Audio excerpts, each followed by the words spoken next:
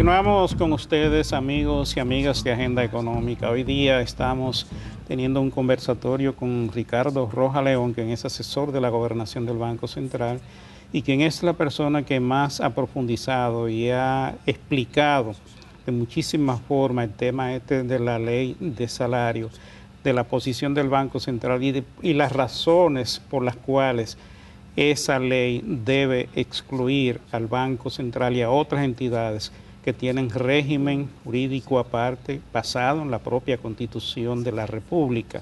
Estos son temas, señores, que nosotros tenemos que ponerle mucha atención porque no podemos vulnerar un aspecto tan importante y una Constitución que realmente es hija de este propio gobierno y de todo lo que ha sido un esfuerzo de muchos profesionales para ponerla en vigencia, una Constitución moderna, y que establece claramente cuál es la función y cómo debe manejarse no solamente el Banco Central, sino otras entidades públicas, cosas que no pueden, desde mi poco conocimiento de leyes, ser vulnerado por una ley objetiva.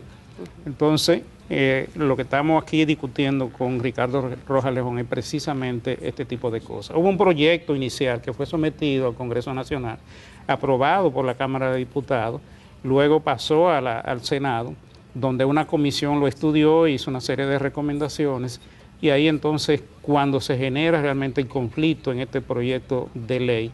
Ahora nosotros queremos que Ricardo nos diga que de ese proyecto que fue aprobado por la Cámara de Diputados ha sido lo vulnerable y en qué medida eso afecta lo que es el régimen constitucional que le da garantía de autonomía a estas entidades, Ricardo.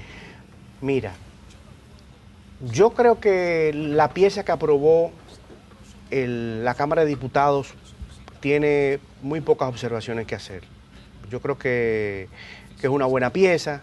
El problema surge cuando en el Senado de la República se estudia la pieza y se reciben incluso solicitudes de exclusiones del ámbito de aplicación de esa ley, de la ley de regulación salarial.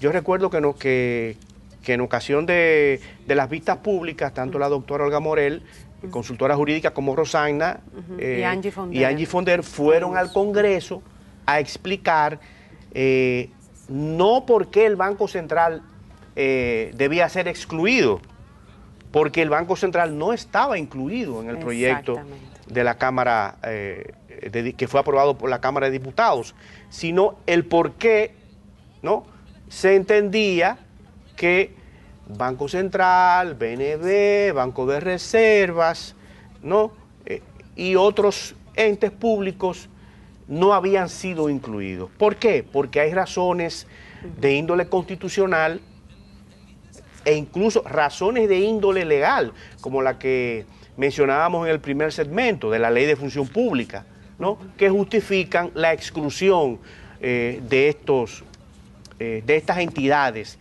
del ámbito de aplicación de la Ley de Regulación del Salario Público. Lamentablemente, a mí me da la impresión de que los senadores, quizás presionados por el tiempo y por los reclamos de muchas instituciones que han querido sustraerse al ámbito de aplicación de la ley, instituciones donde yo no podría dar fe de que los asuntos de personal se manejan bajo carrera administrativa, bajo un criterio de carrera. Exacto. ¿No? Ha producido o produjo la semana pasada un proyecto, una modificación, ¿no?, un informe que se presentó al Pleno del Senado de la República proponiendo modificaciones sustanciales a la iniciativa que fue aprobada previamente por la Cámara de Diputados. Lo primero es que aquí se parte del criterio de que deben entrar todos, ¿no? O sea, entren todos. Y se establecen unas diferenciaciones que mantienen, yo te diría que o colocan en una situación precaria, por lo menos en el caso del Banco Central, a esa autonomía que le confiere la que le propia ha conferido la Constitución desde el 47 y que ahora en esta Constitución ha sido ampliada, porque la Constitución del 47 en su artículo 111 hablaba de un ente emisor y autónomo. Ahora no, ahora se dice que el Banco Central, ¿no?, es un ente de derecho público, con personalidad jurídica, con patrimonio propio, autonomía presupuestaria, administrativa y funcional. O sea, taxativa. O sea, es autonomía plena, ¿no?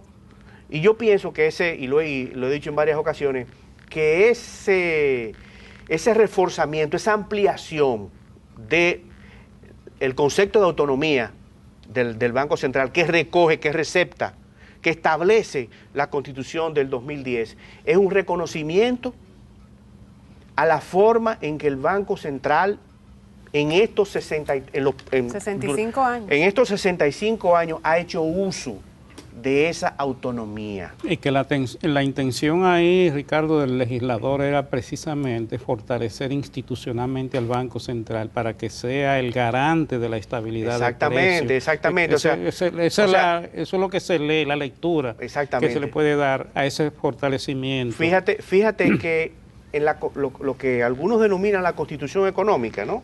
O sea, la parte de la Constitución que tiene que ver con el régimen económico comienza con los principios rectores del sistema económico, del régimen económico dominicano, e inmediatamente régimen monetario y financiero. O sea, y le da un estatus a la ley monetaria y financiera también especial en cuanto a matrícula. Ese es otro punto. La ley, la Constitución, y ya eso es parte de la tradición constitucional,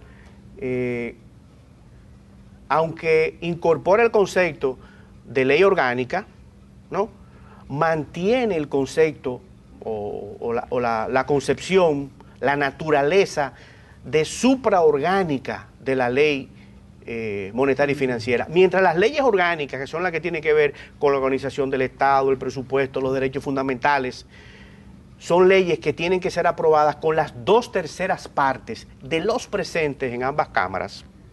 La ley monetaria y financiera, a menos que sea sometida por el Poder Ejecutivo previa aprobación de la Junta Monetaria, tienen que ser aprobadas, o sea, cualquier modificación a la ley monetaria y financiera, si no la somete el Poder Ejecutivo con el visto bueno de la Junta Monetaria, requiere las 2/3 partes de la matrícula. De la membresía. De ambas cámaras. O sea que el legislador, ¿no?, ha querido preservar, ¿no?, y le ha otorgado digamos que un fuero constitucional especialísimo a la Junta Monetaria como el ente regulador del sistema monetario y financiero y al propio Banco Central como ente emisor y además como responsable de la estabilidad de precios.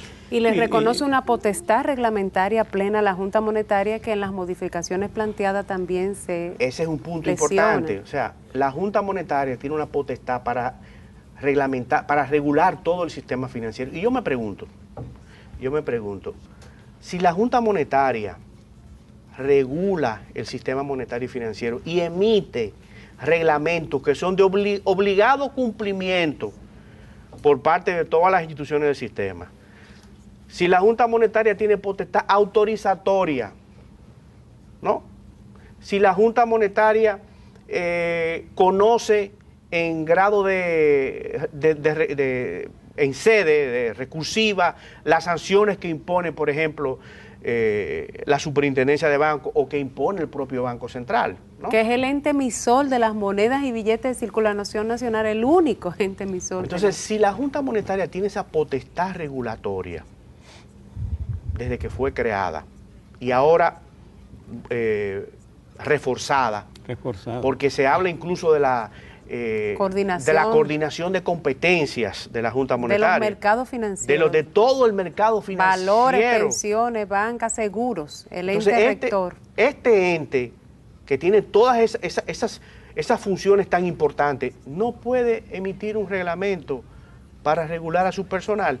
Ese personal, ese funcionariado y esos empleados que son los encargados de velar porque se cumplan esos reglamentos y que se cumpla la ley.